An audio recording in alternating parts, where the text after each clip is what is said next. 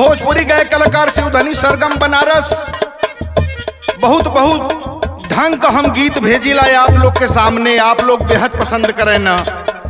आज एक गीत हम फिर लेके पेश हैं। हमारे गायक कलाकार हमारे बीच में बैठे हुए हैं पप्पू लाल यादव जी।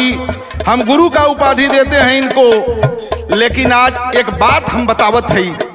भक्त माँ से कहा था कि तोहरे दरबार में आके हाथ जोड़ के आराधना करके कह रहा है माँ, जवन भी गीत छोड़ली आज तक एको फेल ना गईल, लेकिन आज भक्त चलत है तोहरे सामने। कैसे मास्टर? आवा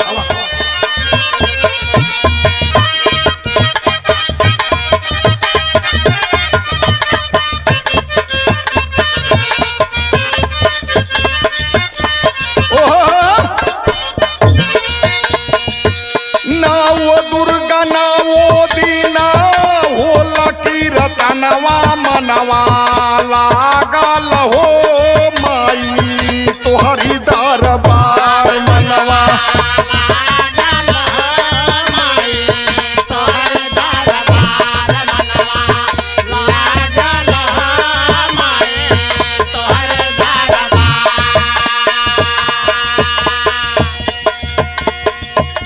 नौ दुर्गा 9 दिन होला कीर्तनवा मनवा लागल हो माई तोहरे दरबार। हाथ जोड़ के पहले लाइन में भक्त माँ से कहत है, लेकिन आगे लाइन में कहत है, जाग के मतारी जाग बेटवा तोहार बा।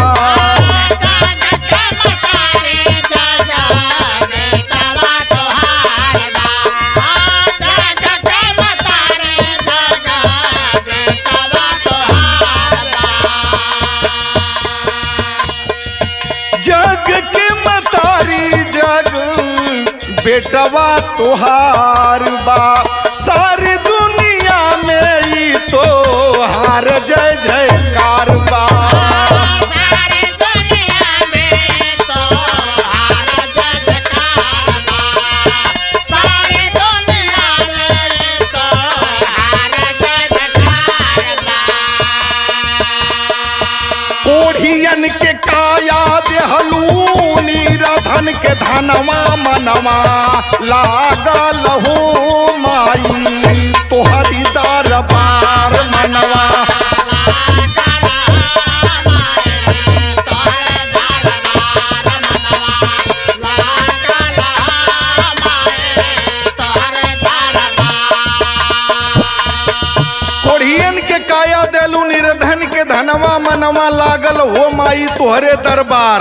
लेकिन आगे लाइन में भक्त माँ से कहत था, बॉम्बे में बम्बा काली कलकत्ता सहरिया, बॉम्बे में बम्बा काली कलकत्ता सहरिया, बॉम्बे में बम्बा काली कलकत्ता सहरिया। शारदा भवानी बाटू मैहर की नागरिया, शारदा भवानी बाटू मैहर की नागरिया, शारदा भवानी बाटू मैहर की नागरिया। अष्टभुज विंध्याचल में होला दर्शनवा मनवा लागल हो माई तोहरे दरबार मनवा लागल हो माई तोहरे दरबार मनवा लागल हो माई तोहरे दरबार। अरे जिया शेर होला दर्शनवा मनवा लागल हो माई तोहरे दरबार मनवा लागल हो माई तोहरे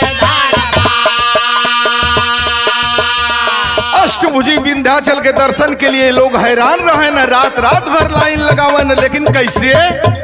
बैसड़ो भवानी के तना महिमा बखानी, बैसड़ो भवानी के तना महिमा बखानी, बैसड़ो भवानी के तना महिमा बखानी। घर घर पाठ पाई सब जानी। घर घर पाठ बैठाव सब जाने, घर घर पाठ बैठाव सब जाने। होला हवाना यो भजन कीर्तनवा मनवा लागल हो माई तोहरे दरबार मनवा।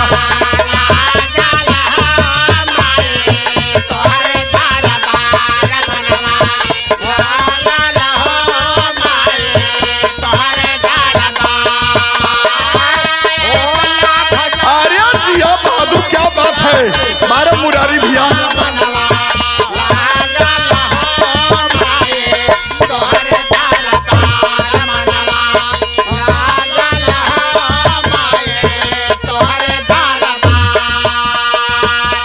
लास्ट लाइन में भक्त माँ से गुरु घराने का परिचय बता रहा है, कहां से चलकर आया है माँ कैसे।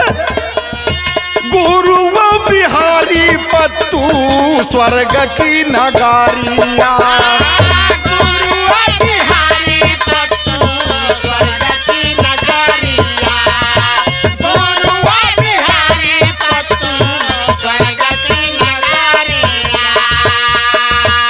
कादिवर मनोहर गुरु सींचे फूलवारिया,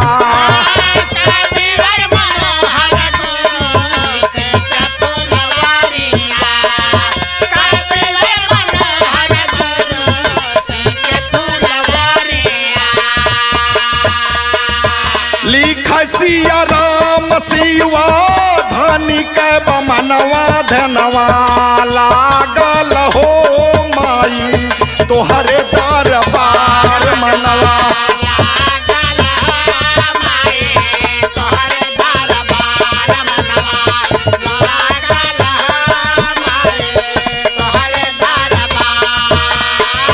लिख सिया राम शिवा धनी के बमनवा धनवा लागल हो माई तोहरे दरबार